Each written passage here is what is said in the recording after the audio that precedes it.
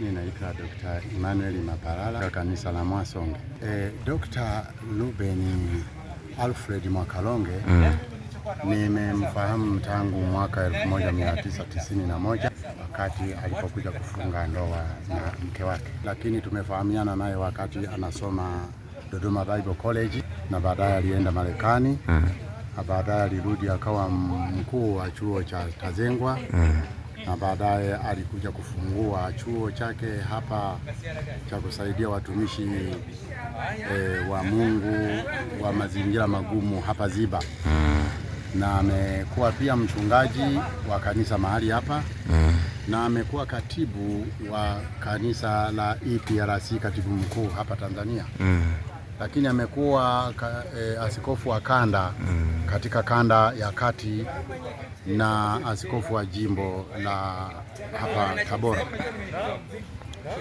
Askofu Mwakalonge amekuwa rafiki yangu na amefika nyumbani kwangu mara kwa mara alipokuwa anaendelea na masomo yake na alipokuwa anaendelea na matibabu yake pale Ugando kwa ajili ya macho na kwa ajili ya shida hii ambayo ilijitokeza kwa ajili ya maradhi ya figo na maini. Pole sana.